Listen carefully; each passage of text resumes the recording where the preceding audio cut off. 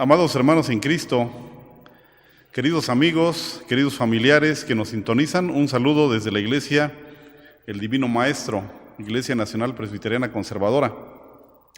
Vamos a tener el día de hoy nuestro estudio titulado No améis al mundo.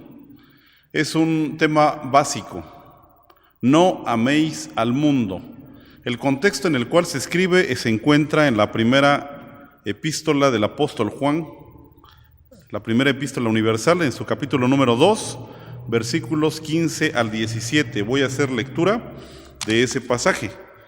No améis al mundo, ni las cosas que están en el mundo. Si alguno ama al mundo, el amor del Padre no está en él, porque todo lo que hay en el mundo, la concupiscencia de la carne, y la concupiscencia de los ojos, y la soberbia de la vida, no es del Padre, mas es del mundo. Y el mundo se pasa y su concupiscencia, mas el que hace la voluntad de Dios permanece para siempre. Amén. Así dice este pasaje. Y quiero contarles una anécdota que tengo cuando era niño. Fue allá en 1980, cuando estábamos estudiando la primaria en la Ciudad de México, y de pronto estábamos en clases y empezó a temblar.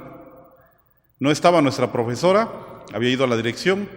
¿Qué hacemos? Pues salgamos, dijimos todos, salimos corriendo del salón, a empujones, tropezones, pero dejamos todo el tiradero de útiles allí arrumbado.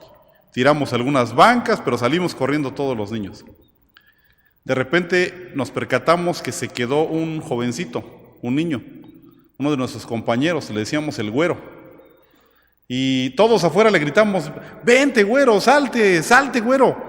Y ahí se quedó. ¿Qué estaba haciendo? Estaba juntando sus útiles uno por uno. Tenía un portafolio muy bonito, le echó sus cuadernos, sus lápices, sus plumas, y todavía cerró con botoncitos, lo puso en su mano y empezó a caminar. ¡Güero, güero, sal rápido! Cuando él estaba en el umbral de la puerta a punto de salir, terminó el sismo.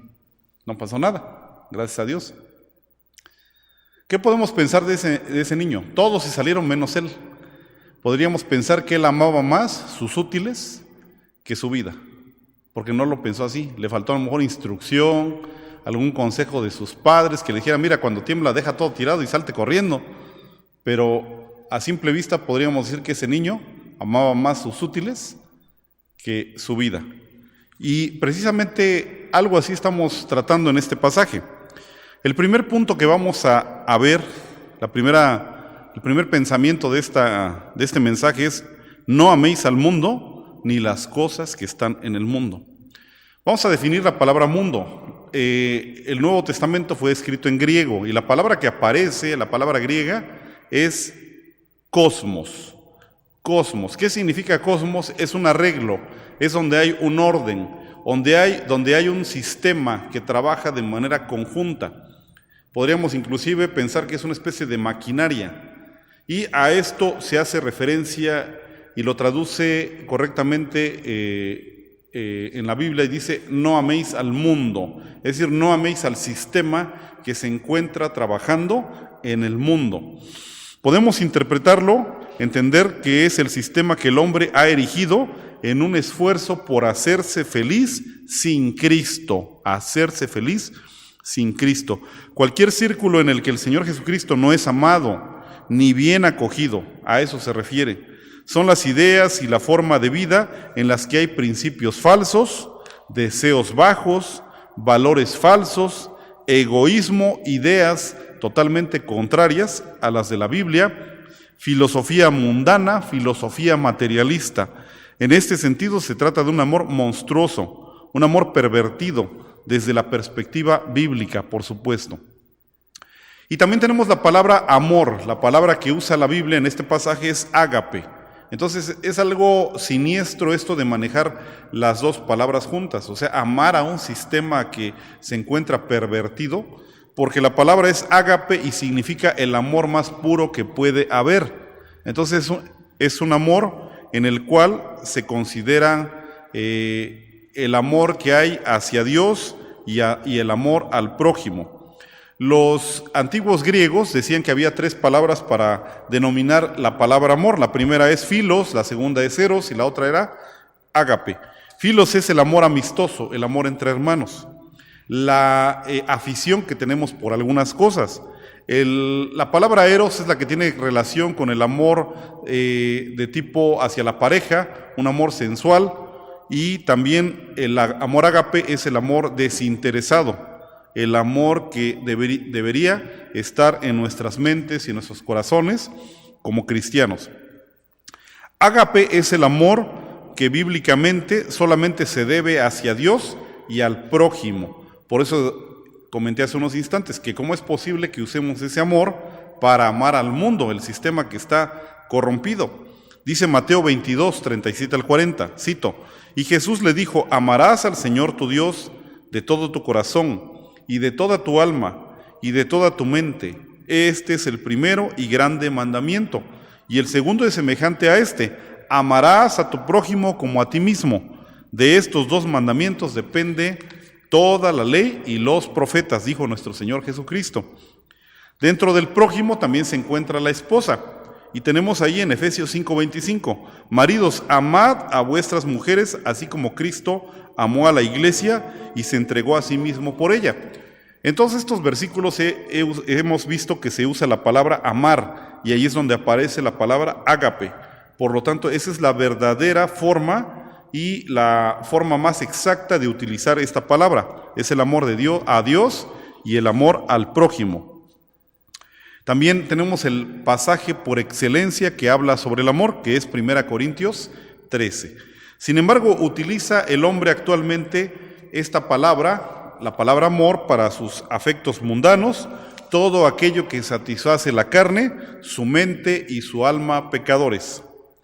En el siglo I, ¿cómo era este mecanismo? Por ejemplo, pensemos en los judíos. ¿Cómo era la forma de amar de los judíos en el siglo número 1? El siglo cuando estuvo nuestro Señor Jesucristo en su ministerio. Ellos amaban su religión. No hablemos de gobernadores, de filosofías de los judíos, hablemos únicamente de su religión, que era la que amaba. Decían ellos, estos judíos, amar a Dios, pero no leían su palabra. Leían mandamientos de hombres. Esa fue una de las cuestiones reiterativas de nuestro Señor Jesucristo cuando les decía que ellos usaban mandamientos de hombres y no leían ni obedecían la verdadera palabra de Dios. No amaban a sus mujeres, antes las despedían con carta de divorcio. Decían, si me quema la comida, yo tengo el derecho de divorciarme. Si me deja salada la comida, yo tengo el derecho de divorciarme. Imagínense la necedad del corazón de esas personas. No amaban a los niños, los veían como animalitos. Ahí están los niños, sí, ahí están, dales de comer. Era una cuestión despectiva hacia los pequeños. Despreciaban a los gentiles. Los judíos veían el mundo que estaba lleno de dos tipos de personas, los gentiles y los judíos.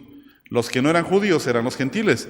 Y los judíos decían, los gentiles solamente sirven como leña para alimentar el infierno. Ese era su punto de vista de los fariseos. Bueno, entonces las Escrituras resumían perfectamente bien lo que Dios decía, y los judíos de ese tiempo, los judíos religiosos de ese tiempo, no obedecían a Dios. Veamos solamente dos versículos. Dice Oseas 6:6, que son parte del Antiguo Testamento, lo que Dios le había dicho a los judíos que tenían que hacer. Es muy fácil de entender. Porque misericordia quise y no sacrificio, y conocimiento de Dios más que holocaustos, dice ese pasaje. El otro es Miqueas 6:8, que dice, oh hombre, Él te ha declarado qué sea lo bueno, y qué pida de ti Jehová, solamente hacer juicio, y amar misericordia, y humillarte para andar con tu Dios. Amaban su religión legalista, ni amaban a Dios, ni amaban al prójimo. Ese era el estado en el que se encontraban los judíos en ese tiempo. Es a lo que se refiere el Señor Jesús. No améis al mundo ni las cosas que están en el mundo. Pero veamos ahora desde un punto de vista más grande, un escenario mucho mayor, el cual tiene que ver con el Imperio Romano que dominaba todo el mundo en ese tiempo. Quiero solamente citar algunos párrafos de una página de internet que tiene que ver con la historia del Imperio Romano. Voy a leer 5 incisos. Dice el primero: ¿por qué cayó el Imperio Romano en el año 476 después de Cristo? Fíjense, empezó la decadencia precisamente en el siglo I y se desbarató el Imperio Romano en el año 476 después de Cristo. Cayó el Imperio Romano de Occidente. Se dividió en dos, uno de Oriente y otro de Occidente. Entonces el de Occidente cayó por las siguientes razones. Inciso A: antagonismo entre el Senado y el emperador. Se peleaban continuamente. Unos a otros se asesinaban por el poder. Inciso B: pérdida de la moral. Ellos perdieron de vista todo sentido de la moral, de la ética. Este deterioro, especialmente en la clase alta y la nobleza y los emperadores, trajo un impacto devastador en el pueblo romano. Ejemplo de ello lo encontramos en la inmoralidad y la promiscuidad de los actos sexuales, incluyendo el adulterio y las orgías. Algunos emperadores, como Tiberio, mantenían grupos de jóvenes muchachos para realizar sus placeres sexuales. Nerón disfrutaba del incesto e incluso poseía un esclavo castrado para tomarlo como esposa. Heliogábalo forzó a una virgen vestal para contraer matrimonio, y Cómodo, famoso por su harén de concubinas, enfurecía a la multitud romana sentándose en el teatro en los juegos, vestido con prendas de mujer. Esta pérdida de la moral también afectó a la clase baja y a los esclavos.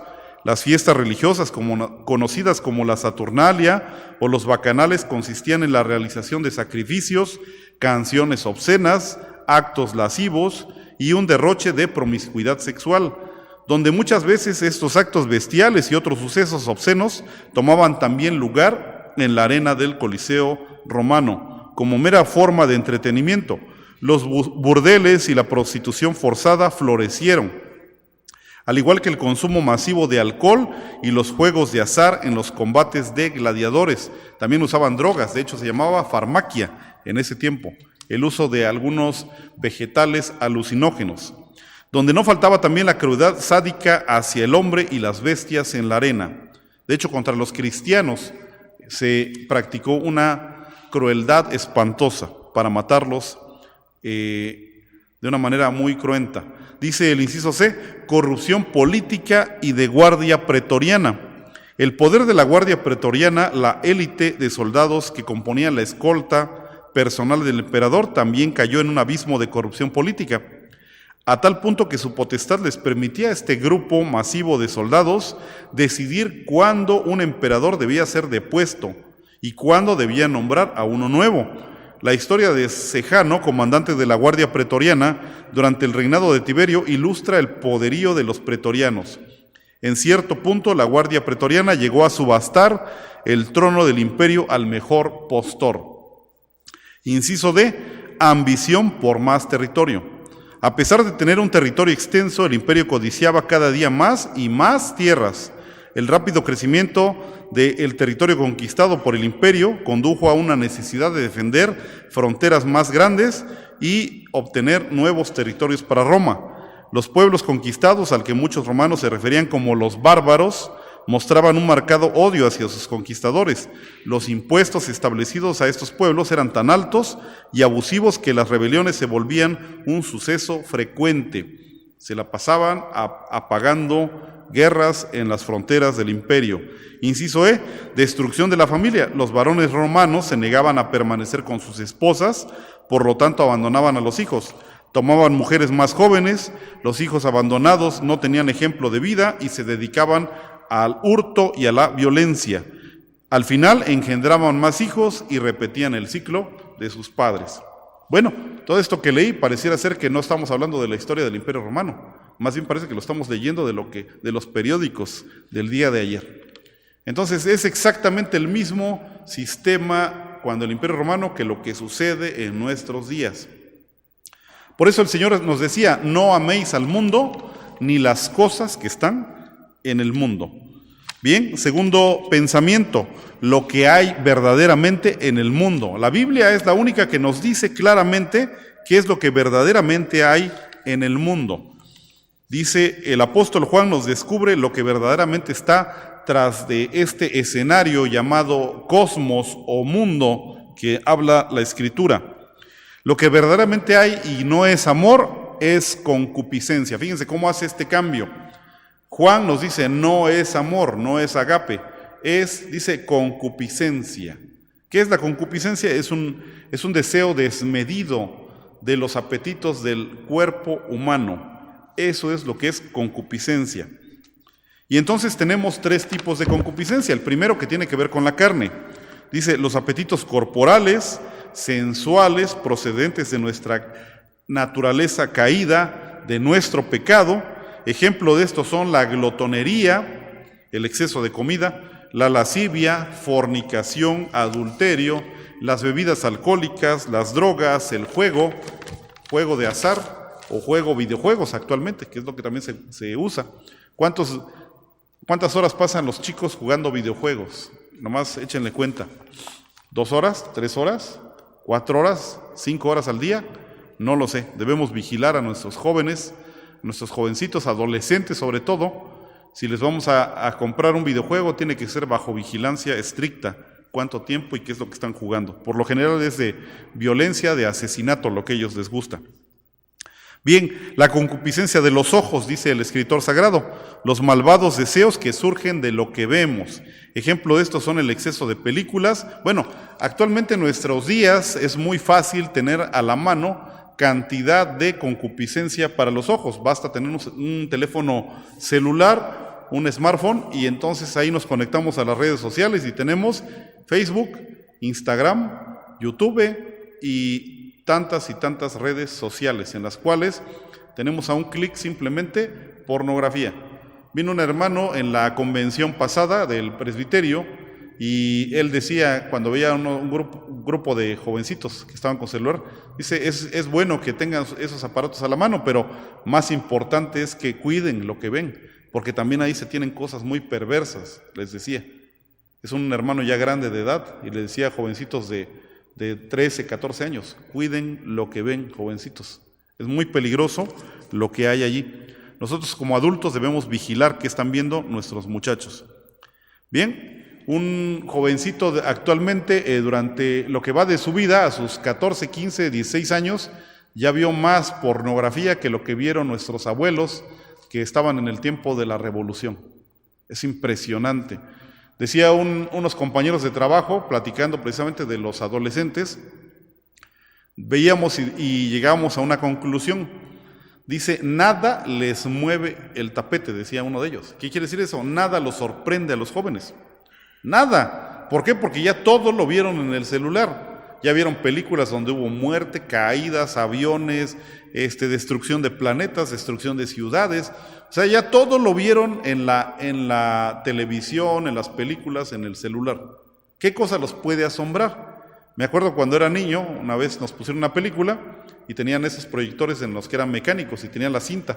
Por eso se llamaba película, porque es una cinta que era más bien así denominado una película. Es decir, un acetato muy delgadito y estaba enrollado. Y entonces cuando veíamos cómo caía alguien, porque tomaron unas escenas de alguien que se aventaba un clavado ahí en el río, le dijimos al que manejaba el aparato, regrésalo, y lo regresó. Entonces sabía cómo salía del agua y se echaba en reversa. Y ya para nosotros eso era asombroso. Imagínense. O sea, eso era, wow, ¿no? Lo máximo. Es una cosa simple el día de hoy. Los chicos nada los conmueve. Es algo sorprendente esto. Véanlo, observen a los chicos y vean esa situación. ¿Por qué? Porque de alguna forma su sorpresa, su capacidad de asombro ha sido mutilada con tanta información con la cual han sido bombardeados a través de los ojos. En Grecia y Roma había muchas esculturas de desnudos. Eso era pornografía de ese tiempo. Hoy nos da risa si lo vemos, pero en ese tiempo era pornografía. Por eso es precisamente lo que dominaba la cultura greco-romana del tiempo cuando nuestro Señor Jesucristo realizaba su ministerio aquí en la tierra. Y también lo que hay dentro de la concupiscencia de los ojos, entonces tenemos pornografía, exceso de telenovelas. Las señoras se cuelgan de las telenovelas horas y horas, y tantito peor ven la Rosa de Guadalupe, siendo evangélicos, siendo cristianos, siendo personas que creemos en la Biblia, empezar a ver esa novela de la Rosa de Guadalupe es lo peor que podemos hacer. Pero bueno, cuidemos lo que vemos, amados hermanos. La soberbia de la vida, dice el apóstol Juan, dice, es un tributo al egoísmo, se manifiesta en presunción, arrogancia, fanfarronería. Cuando una persona trabaja, roba o se esfuerza por lograr cosas, solamente es para jactarse y decir, mira lo que tengo esto, tengo una casa, tengo un carro, O sea, la gente busca eso. Desafortunadamente conozco mucha gente que dice, yo lo que quiero, dice, es reconocimiento del mundo. ¿Qué es lo que un cristiano quiere? No nos interesa nada eso. Un reconocimiento del mundo no nos interesa, pero la gente así lo ve.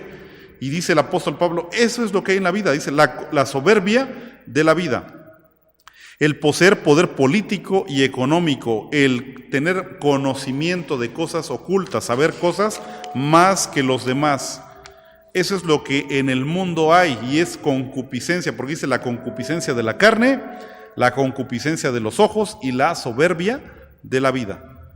Estos tres elementos se presentan en la tentación que induce al pecado. Fíjense bien, ahora vemos claramente a qué se refiere todo esto.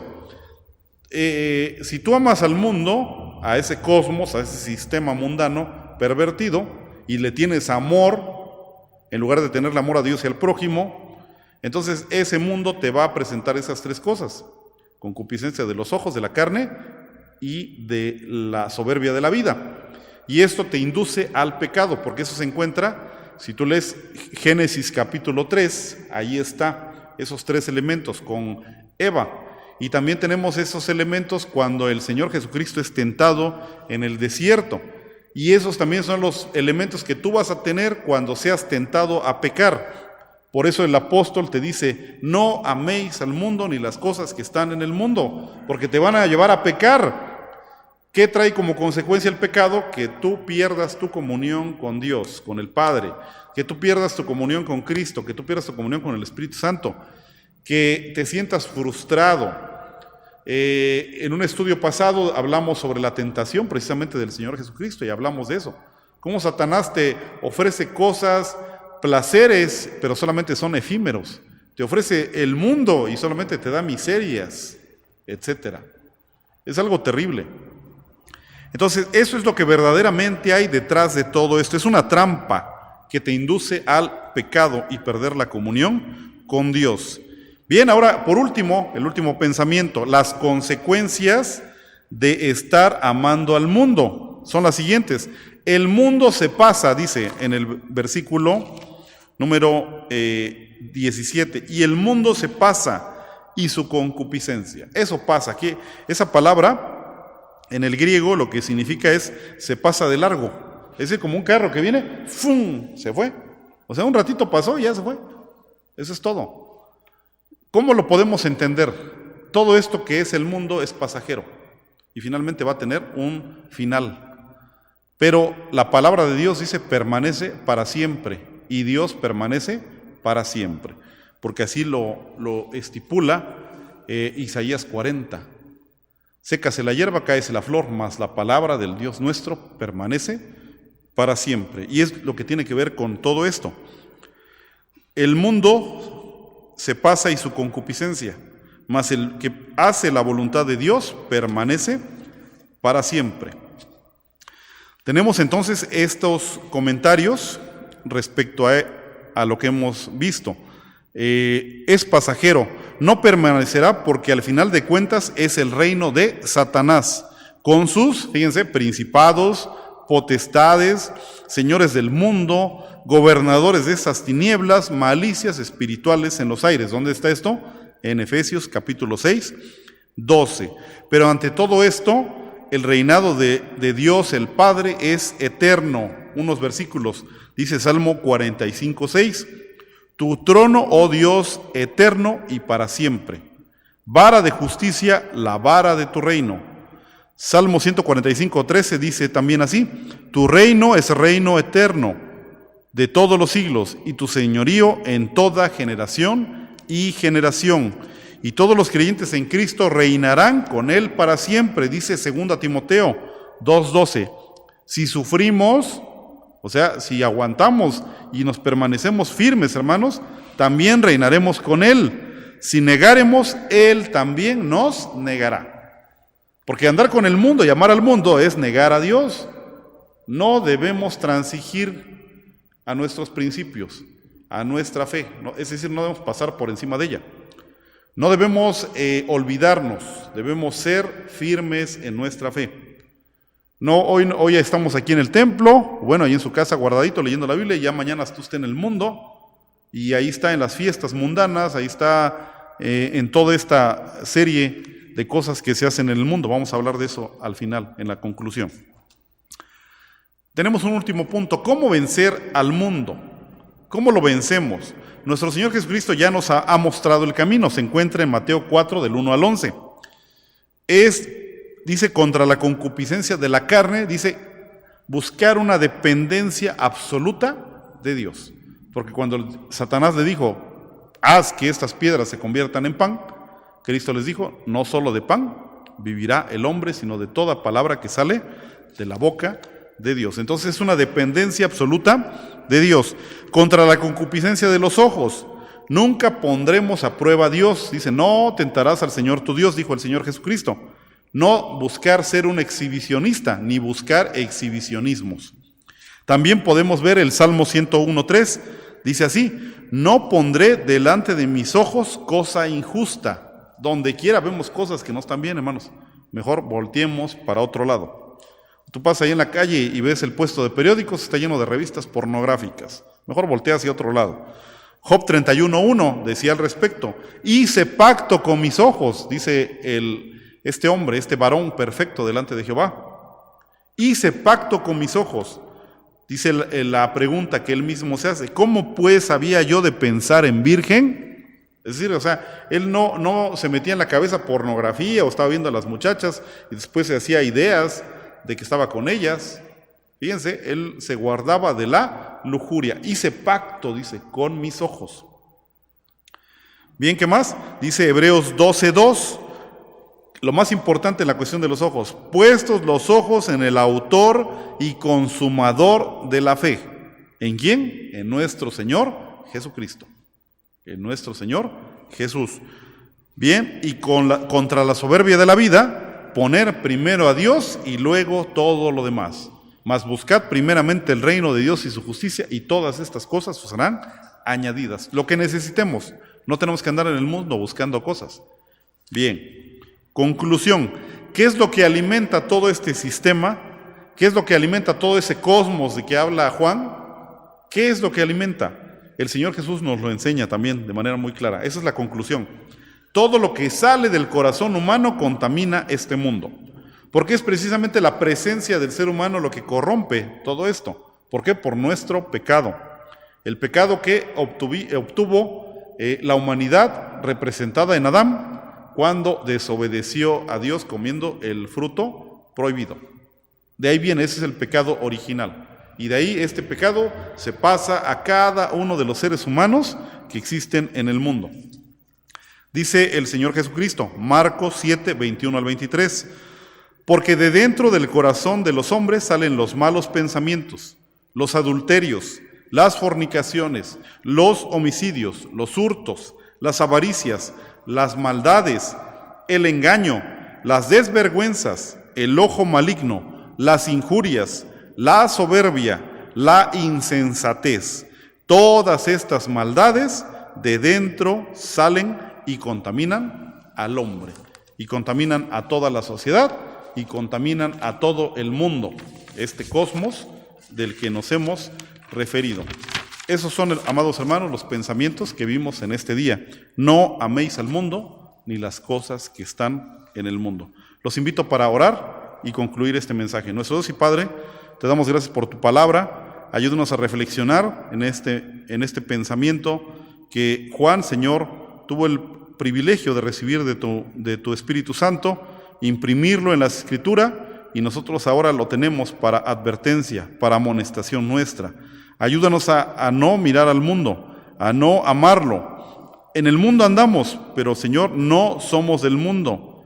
Padre Celestial, nuestro Señor Jesucristo también dijo: no te pido que los quites de este mundo, sino que nos guardes del mal. Ayúdanos, Señor, a sostenernos firmes y fieles en la fe de Jesucristo.